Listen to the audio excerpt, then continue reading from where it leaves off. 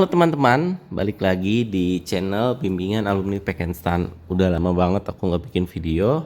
Nah, sekarang aku mau bahas kalau kuliah di Pekenstan itu emang nggak bayar UKT, tapi bukan berarti gratis. Nah, kira-kira apa ya pembahasannya? Nah, kalian mau tahu nggak nih? Jadi kita langsung bahas aja dulu. Yang pertama, nah seperti ini teman-teman. Kuliah di Pekenstan itu dibiayai oleh negara. Apakah itu betul? Itu ternyata masih kurang tepat juga ya kata dibiayai. Jadi yang tepat istilahnya itu ditalangi oleh negara. Loh, kok ditalangi? Artinya nggak gratis dong. Iya, kuliah di Pekenstan itu tidak gratis. Ini perspektif yang harusnya kita luruskan teman-teman. Nah, jadi mahasiswi di Pekenstan itu bayar UKT nggak sih? Kalian penasaran nggak? Kalian tahu nggak mahasiswi Pekenstan itu bayar UKT nggak sih? Nah, untuk menjawabnya, aku ada sedikit bocoran nih terkait dengan keputusan Menteri Keuangan Republik Indonesia nomor 867 tahun 2019. Nah, kalau kalian mau tahu, kalian bisa browsing ini ya. Jadi bunyinya, judulnya nih ya, besaran biaya pendidikan bagi mahasiswa program diploma bidang keuangan, Politeknik Keuangan Negara STAN, dan besaran ganti rugi bagi lulusan serta pegawai yang berasal dari program diploma bidang keuangan, Politeknik Keuangan Negara STAN di lingkungan Kementerian Keuangan. Nah, jadi ada dua kata di sini. Yang pertama adalah biaya. Oke. Dan kedua adalah ganti rugi. Bagi kalian yang penasaran, jangan buru-buru ya. Jadi, biaya ini menunjukkan bahwa kuliah di STAN itu tetap bayar. Nah, mekanismenya seperti apa inilah yang akan kita bahas. Kemudian ada ganti rugi. Ganti rugi itu maksudnya apa sih?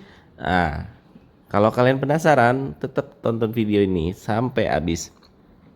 Selanjutnya, aku mau ngasih spill. Ini potongan dari keputusan Menteri Keuangan tadi. Itu bunyinya besaran biaya pendidikan bagi mahasiswa program diploma bidang keuangan, Politeknik Keuangan Negara STAN sebagaimana dimaksud dalam diktum pertama huruf A meliputi A. Nah, ini menarik nih. Rp10.500 per semester untuk mahasiswa prodi 1.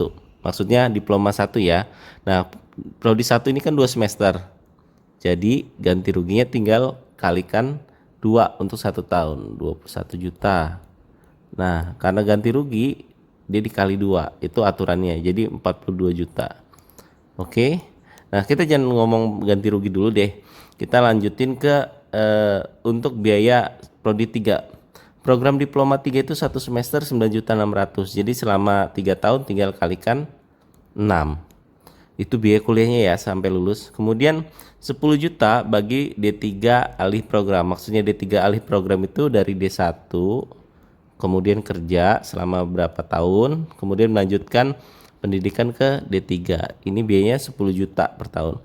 Nah, untuk program diploma 4, nah ini ada dua. Kita bahas dulu yang alih program. Alih program itu maksudnya dari D3 prodi ini atau D3 alih program ke D4. Itu selama kurang lebih 4 semester. Jadi nambah nih masa pendidikannya. Jadi biayanya 12 juta selama 1 semester dikali 4. Nah, yang agak berat di sini ini cukup besar, 14.100.000 bagi mahasiswa prodi 4. Maksudnya prodi 4 ini kan ada dua, yang alih program, ada yang reguler. Maksudnya yang reguler itu yang seperti penerimaan tahun 2020 ya. Jadi dia dari semester 1 sampai semester 8 itu menempuh pendidikan prodi 4. Tinggal kalikan aja 8 ini. Nah, itulah biaya kuliah yang ditalangi oleh negara sampai dengan lulus. Kemudian selanjutnya seperti apa? Selanjutnya kita bisa menyimpulkan mahasiswa Pekenstan harus bayar uang kuliah dong.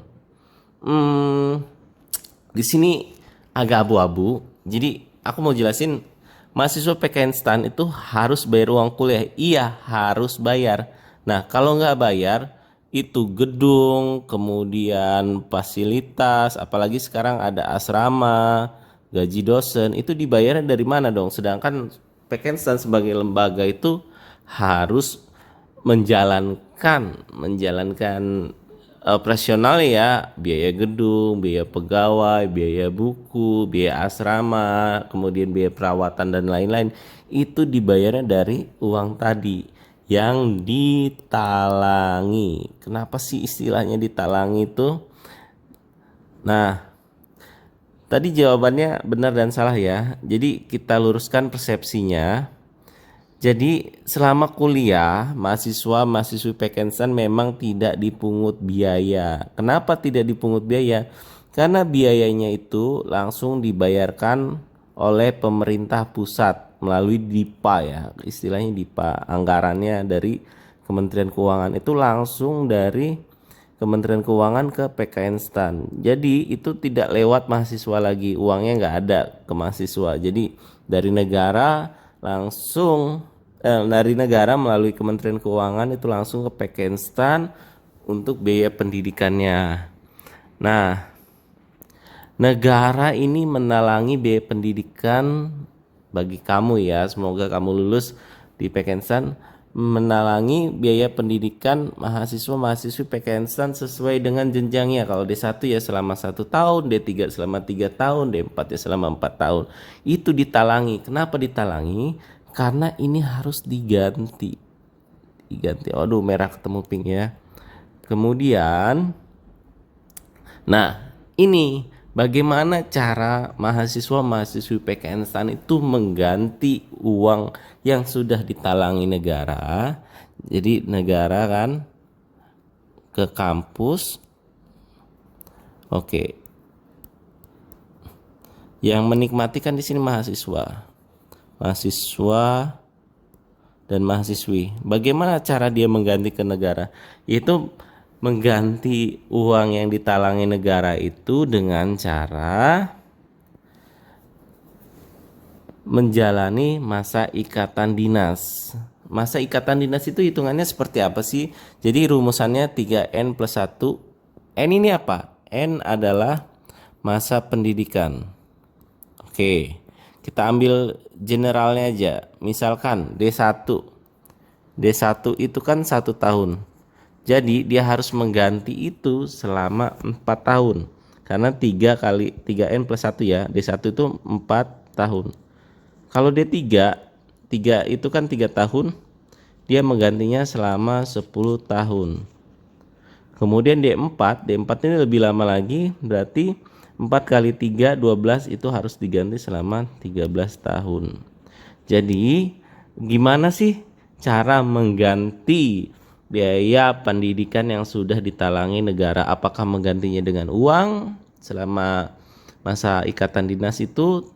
Nah, ini dia. Kita sedikit belajar akuntansi ya. Jadi untuk teman-teman yang kuliah akuntansi awal atau di SMK, jadi jurnalnya seperti ini. Biaya kuliah di PKN STAN di debit kan. Kemudian ini dari sisi mahasiswa ya. Dibayarnya pakai apa? Utang biaya kuliah di PKN STAN dari negara. Oke. Kemudian ini ketika pembayarannya, utang biaya kuliah di PKN STAN di debit. Karena kan kalau utang berkurang itu di debit ya, karena ada yang keluar. Nah, dibayarnya pakai apa? Kompensasi menjalani ikatan dinas. Jadi aku langsung kasih hitungan realnya aja. Contohnya nih. Jadi simulasi pembiayaannya ini kayak orang leasing nih. Jadi misalkan nih D4 kuliah selama 4 tahun dengan biaya 14.100.000 rupiah. Itu dikali 8, itu total biaya kuliahnya 112.800.000. Termasuk mahal 14 juta ini. Karena biasanya kalau di kampus-kampus lain itu masih ada UKT yang 2 juta ya, walaupun nggak semuanya dapat 2 juta. Jadi begitu lulus, seorang mahasiswa-mahasiswi PKN STAN itu dia udah mengantongi utang sebesar 112 juta. Nah, kebayang nggak? Kalian selama kuliah emang nggak bayar, tapi begitu lulus kalian punya utang. Walaupun ini tidak ada surat pengakuan utangnya, tapi mekanismenya harus menjalani ikatan dinas. Memang selama ketika lulus nanti tidak ada menandatangani ini secara eksplisit atau implisit, oh aku punya utang segini. Tapi berdasarkan keputusan Menteri Keuangan, mekanisme ini adanya berjalannya di latar belakang. Jadi tidak secara langsung membuat perjanjian antara mahasiswa dengan Pekenstan atau lembaga lainnya. Nah, cara membayarnya itu dengan menjalani ikatan dinas. Kalau D4 ini kan selama 13 tahun ya. Jadi, kalau dirupiahkan masa ikatan dinas itu setiap bulan kalian akan mengkredit ini kebalik ya, ini debit.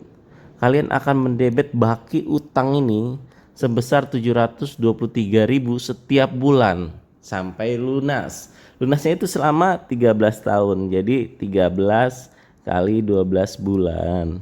Nah, jadi setiap bulan itu utangnya berkurang. Nah, kaitannya dengan ganti rugi itu apa? Nah, jadi gini, mahasiswa PKN STAN ketika lulus itu kan menjalani ikatan dinas.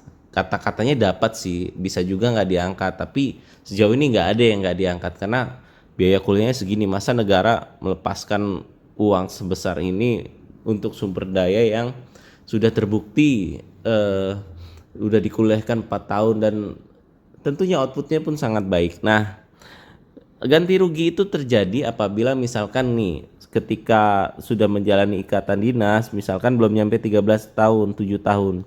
Nah, lulusan PKN STAN ini pengen keluar, baik itu berwirausaha atau ada tawaran kerja yang lebih baik, entah itu di perusahaan nasional, multinasional, BUMN atau lainnya. Nah, selama 7 tahun nih, misalkan dia 7 tahun memutuskan keluar. Nah, dia kan masih ada sisa ikatan dinas selama 6 tahun kan. Nah, selama 6 tahun itulah dihitung jumlah per bulannya 723.000 dikali 12 bulan dikali 6 tahun. Nah, itulah besaran biaya ganti rugi. Tapi karena namanya biaya ganti rugi itu diikuti dengan denda. Dendanya apa? Dendanya di sini bukan nominal tapi dia multiplier. Multipliernya berarti 2 kali lipat dari sisa utang dia nih. Jadi perkalian ini dikali 2 lagi. Misalkan dia sisa ikatan dinasnya kita buletin lah, misalkan 50 juta. Dia nggak harus bayar 50 juta karena denda. Jadi dia harus bayar 2 kali lipatnya, 100 juta. Nah, bagaimana kalau misalkan dia lulus nggak mau ikatan dinas? Ya ini aja langsung dikali 2. Nah, itulah maksudnya denda. Kenapa ada mekanisme denda? Ya tidak menutup kemungkinan karena sumber daya manusia yang dihasilkan oleh STAN itu kan sangat baik. Bisa aja dia begitu lulus langsung direkrut. Dan kemarin beberapa tahun kebelakangan itu banyak terjadi kasus banyak yang keluar dari ikatan dinas tanpa membayar denda. Jadi dia nggak peduli lagi ijazahnya karena mungkin udah dapet jaminan kan dari perusahaan penerimanya. Dia nggak dibayarkan lagi, terserah deh ijazahnya kan. Yang dibutuhkan sih sebenarnya pekerjaannya ya teman-teman. Nah, selanjutnya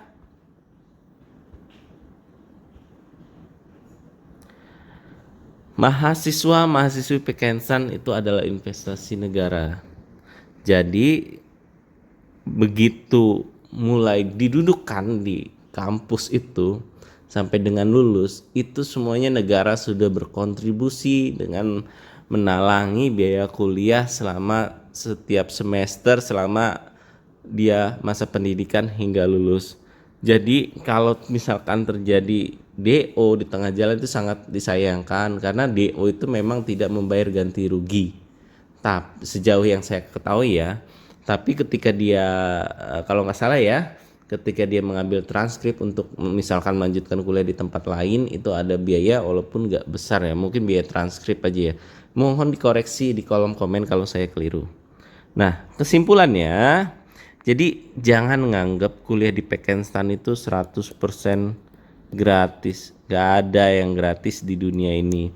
Kalaupun gratis tetap aja kuliahnya dibayar pakai waktu. Tapi enggak gitu mekanismenya. Jadi mekanismenya kuliah di PKN STAN memang tidak bayar pakai uang, tapi bayar pakai pengabdian. Kalau saya sih nambahkan dengan air mata karena selama misalkan kuliah D4 4 tahun itu ya benar-benar air mata, pengorbanan, semua tenaga, pikiran dicurahkan di sana. Karena dalam 1 tahun itu ada 2 kali ujian yang dimana setiap kali ujian ketahuan nyontek itu langsung di DO, lewat dari ujian kejujuran, ujian akademik yaitu nilai IP, IPK, semester ganjil minimal 2,4, semester genap 2,75, akumulasi ya. Nah, investasi pemerintah sangat besar kepada mahasiswi Pekensan. Jadi tidak mungkin lulusan Pekensan tidak diangkat menjadi abdi negara. Ini tidak mungkinnya 99,99% karena kita tidak boleh mutlak absolut ya. Nah, jadi untuk teman-teman yang mikir di STAN kalau kuliah itu 100% gratis, itu sebenarnya keliru ya, harus ditinggalkan ya. Intinya kalian tuh bayar dengan utangnya memang saya selama menjalani masa ikatan dinas yang hampir selesai ini itu memang tidak dibayar dengan uang tapi dibayar dengan pengabdian. Nah, indikatornya apa? Karena kalau kita tidak melanjutkan masa ikatan dinas sampai selesai itu ada denda. Jadi nggak mutlak semuanya yang tidak bayar itu tidak gratis karena tetap harus ada pengorbanan yang yang diberikan kepada negara. Oke. Untuk kali ini mungkin semoga bisa menjadi pencerahan bagi teman-teman. Kalau masih ada yang kurang jelas, kemudian ingin ditanyakan, drop aja pertanyaan kalian di kolom komen. Tapi di sini saya menyimpulkan, kuliah di Pekensan memang tidak bayar, tapi bukan berarti dia gratis 100%. Tetap harus dibayar dengan pengabdian walaupun itu tidak mengeluarkan uang real, tapi uangnya digantikan dengan masa pengabdian. Oke, terima kasih. Sampai jumpa di video selanjutnya.